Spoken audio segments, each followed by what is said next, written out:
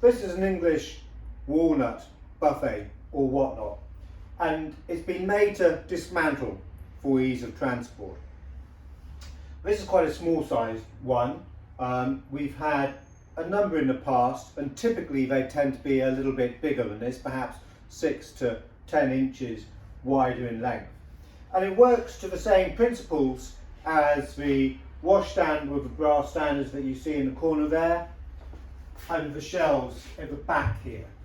Basically, all of these columns or standards screw into each other and are divided by the shelves. So let's dismantle it and show you how it works.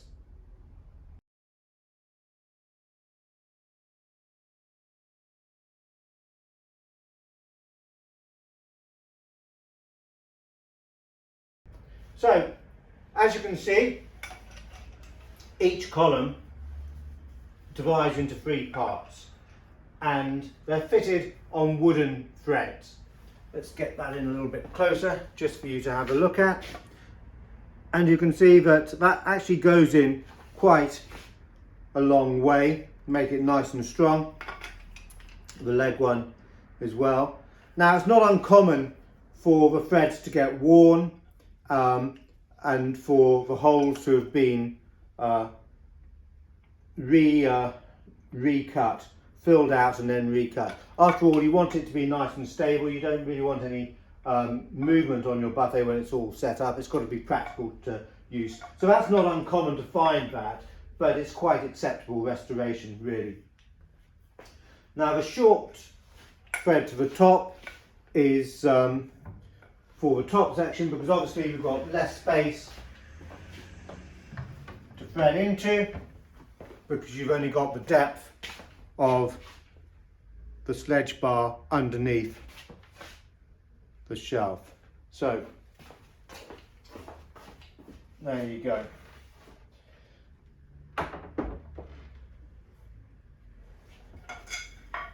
Now, I guess really we need to put it all back together again. Now, you will see that I've kept all of the parts together.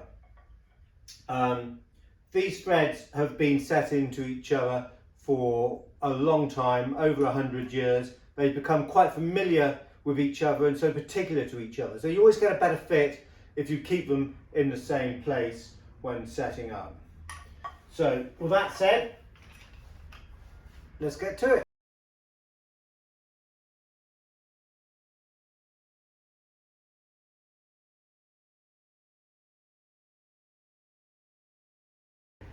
So there you are, all set up again for use. And they're really quite practical pieces of furniture. We've probably had 7, possibly 8 of these in the past. Once we've had a named one, it had a Maples label on the back, but mostly they tend to be unnamed. And we find them either in walnut or mahogany, typically. This one is what we would class as a smaller one, perhaps 6-10 inches, a little bit shorter in width than most of them. It's on Coates casters, so that's a good sign. They paid the extra money to get some decent casters, and it turns around nice and easily, so if you want to move it around the room, that's not going to be a problem. But they're very practical pieces of furniture, whether you intend to set it up and dismantle it or not.